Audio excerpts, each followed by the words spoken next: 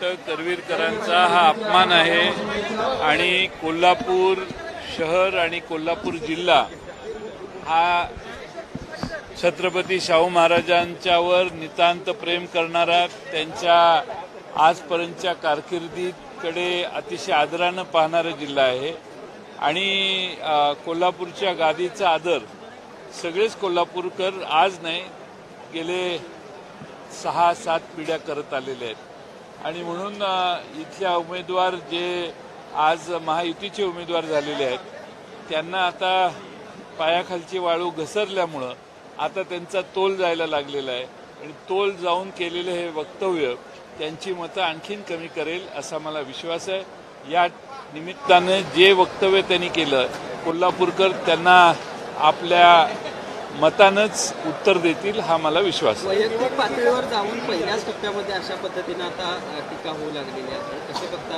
या ठिकाणी लक्ष केंद्रित करण्याचा प्रयत्न, लक्ष स्वतःकडे यावं यासाठी अशी टोकाची स्टेटमेंट आत्ता करावी लागत आहेत। याचा अर्थ बरंच छत्रपती शाहू महाराज यांनी बरंचसं मैदान मारलेलं आहे, बरीचशी लढाई त्यांनी जिंकलेली आहे आणि म्हणून आता हताशपणाने अशी वक्तव्य होत आहेत।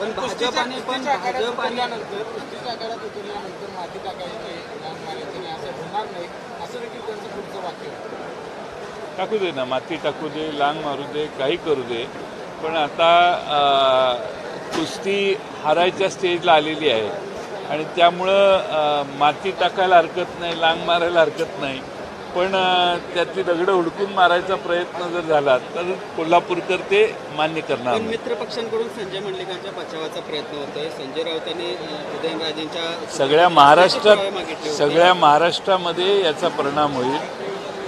छत्रपती शाहू महाराज यांनी निवडणुकीला उभा राहण्याची तयारी दाखवली हेच विशेष आहे आणि सगळा कोल्हापूर जिल्हा आज त्यांच्या मागे उभा आहे हे चित्र आहे।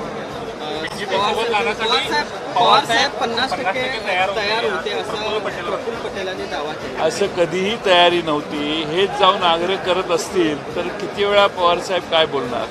त्यामुळं मला वाटत नाही की पवारसाहेबांनी एखादी गोष्ट मनात घेतली तर त्यांनी नेहमीच करून दाखवलेली आहे, परंतु जे मनाच्या विरोधी आहे ते टाळण्याचा प्रयत्न नेहमीच केला। त्यांना शेवटी संघटना एकत्रित ठेवायची होती, त्यामुळे असे जर कोणी बोलत असेल तर त्यांना एंटरटेन करायचं काम ते करत असतील। राजकीय व्यभिचाराला पाठिंबा देऊ नका असं राज ठाकरे परवाच्या त्यांच्या भाषणामध्ये म्हटले आणि दुसऱ्या बाजूला त्यांनी भाजपला बिनशर्त पाठिंबा दिला, ज्यांच्या पक्षाचे देवेंद्र फडणवीसांनी स्वतः कबूल केलं की मी 2 पक्ष फोडून आलो। कसं बघताय, विरोधाभास वाटत नाही काही? राजकीय व्यभिचाराला थारा देऊ नका हे सांगून त्यांनी महाराष्ट्रात अलीकडे जे 2 पक्ष फुडले आहेत आणि राजकीय व्यभिचार झालेला आहे त्यासाठी फार मोठ्या प्रमाणात महाराष्ट्रातल्या जनतेला सूचित केलेलं आहे, मी आता कैदेत आहे पण तुम्ही मात्र देशसेवेसाठी पलीकडच्या बाजूला व्यभिचार ज्यांनी राजकीय केलेला आहे त्यांच्या बाजूने उभे राहू नका हे सांगण्याचा त्यांचा प्रयत्न आहे।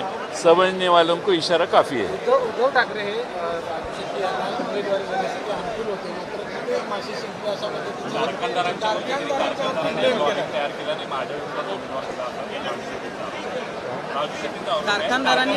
असं आहे की महाराष्ट्रात आणि देशामध्ये या देशाची घटना बदलायची स्वप्न बघणाऱ्यांचा, या देशातली महागाई, या देशातली GSTची चुकीच्या पद्धतीनं कर आकारणी, या सगळ्या गोष्टीतून भारतीय जनता पक्षाच्या विरोधी एक जनमत तयार झालेलं आहे।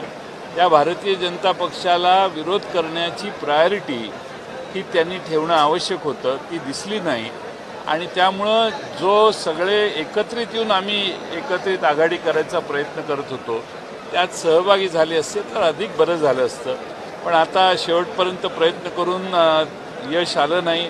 शिवसेनेची देखील तीच इच्छा होती आणि शेवटच्या टप्प्याला ज्यावेळी शेवट झाला त्यावेळी शिवसेनेने उमेदवार दिलेला आहे। आम्ही आघाडीचे म्हणून शिवसेनेच्या मागे ठामपणाने उभे आहोत। त्यांचा रोग कुठेतरी तुमच्यावर आहे की कारखानदारांना हे मान्य नव्हते किंवा त्यांना माझा निवडणूक काटा होता अशी त्यांचं? नाही, काटा कशाला, मी 10 निरोप पाठवले की हे आघाडीत सहभागी व्हा म्हणून, मी काटा काढण्याची काही गरजही नाही आहे आणि आम्हाला भारतीय जनता पक्षाचा पराभव ही आमची प्रायोरिटी होती।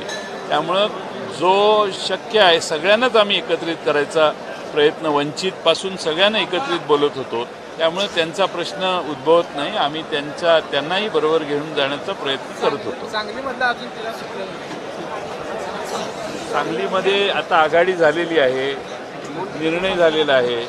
महाराष्ट्रात आघाडीच्या सर्व तिन्ही घटक पक्षांनी जो आघाडीचा निर्णय तो मान्य करून काम करायला सुरुवात सगळीकडे केलेली आहे. हळूहळू सगळीकडे सुरू होईल. स्थानिक पदाधिकारी मात्र नाराजी आहे ती नाराजी काँग्रेस पक्षाचे नेते त्यांची काढतील असा आम्हाला विश्वास आहे.